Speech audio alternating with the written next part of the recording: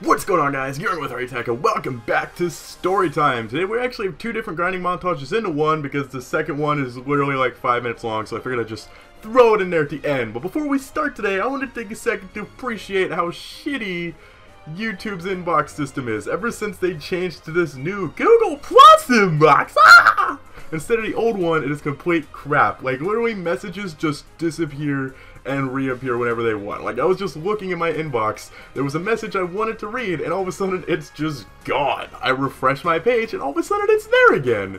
Makes absolutely no sense. I don't know. Google, why? Google, why? Why couldn't you just leave YouTube alone? This is why I'm glad you didn't buy Twitch, because it would have turned to absolute crap. Thank you, Amazon, for saving us.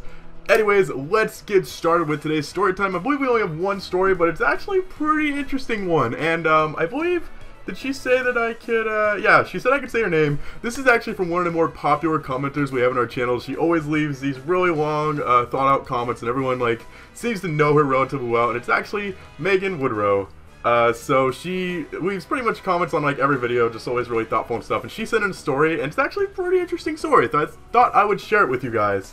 So, okay, to start out with some background about my school will be helpful. I'm a senior at a small private college with a population of just under 3,000 students.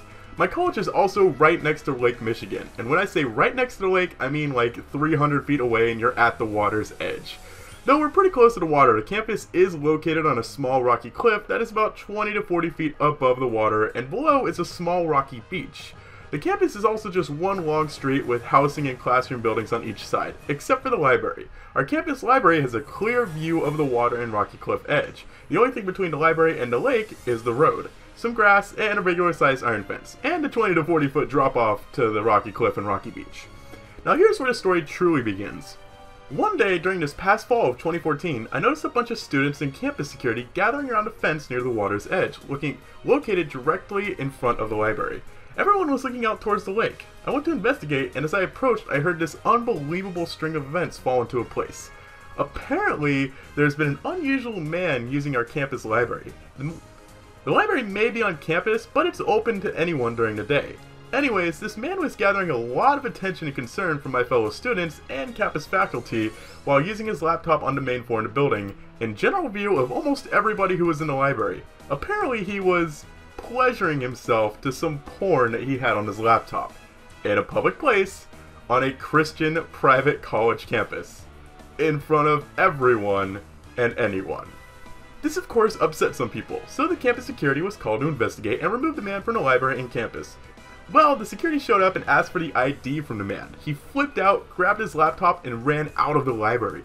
But he didn't run up the street in either direction towards town or into the wooded area near the school.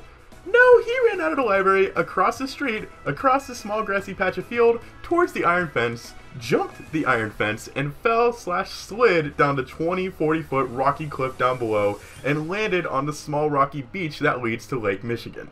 And when I say landed, I actually mean he crashed on the beach. It was a big enough of a crash to cause him to severely hurt himself. He even broke a bone in his right leg. It was damaged enough that it looked unnatural compared to the rest of his body. By this point, and a good portion of the students in the library and outside had been gathering by the edge of the fence, looking to see where the guy had landed. This is where I joined the group and watched the events unfold. Security was calling 911 at this point to try to keep the students under control, but how could they? A random guy had just masturbated in front of a good portion of the campus and had escaped the security and jumped the fence. Security at this point thought they had him cornered though, so they were slowly moving and safely down the rocky cliff towards him, but the guy had other ideas. He looked at his only way of escaping: the lake. Oh, and note that when this guy booked it out of the library, he took his laptop with him. He still had it with him when he fell down towards the beach. Alright, back to the main story. The guy saw his only escape as the lake. He got up, unstable and all, with his laptop in his hand and hobbled towards the cold water of Lake Michigan. He reached the water's edge, raised his laptop above his head, took a shaky step forward, and stepped into the water. He eventually moved farther into the water until he was as deep enough that only his head was visible, with his hand holding the laptop above his head. He then tried to swim away, with now a bum leg and handicap because of holding his laptop. He treaded water, moved forward slightly for a couple of minutes, just out of reach of security that was now on the beach with the local police. But he eventually tired, and waves pushed him back to shore into the waiting hands of the authority. By this point, a group of 300 students had gathered around the cliff's edge to watch. We saw the cops grab a hold of him and put him on a stretcher. They eventually carried him onto the main section of the campus, gave him his rights, and put him in the ambulance. The security shooed away all the students from the fence, and we all went back to our daily class activities. They could physically move us away from the crime scene, but they couldn't stop us from talking about it. Facebook blew up between classmates. People were calling alumni, and there was just a buzz all around.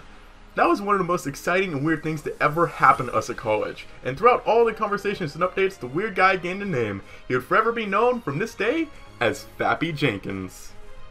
Students on campus thought this event would be a legendary story for the campus, but 2 days later, to our surprise, it actually made the local news with an article in the newspaper and everything. The story is now legendary and it'll forever be known, and now you have that legendary event too. Well, Hardy, that is all I have. Hope you enjoyed, and feel free to use my name if you wish.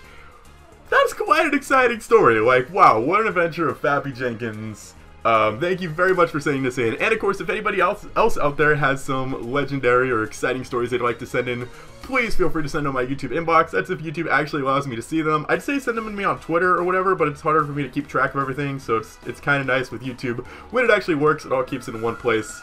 But that is going to do it for us today, guys. If you did enjoy this video, please, as always, feel free to show your support by clicking the like button down below if you want to see more story time. But until then, I'm Hardy Tech Yo-Yo. Peace!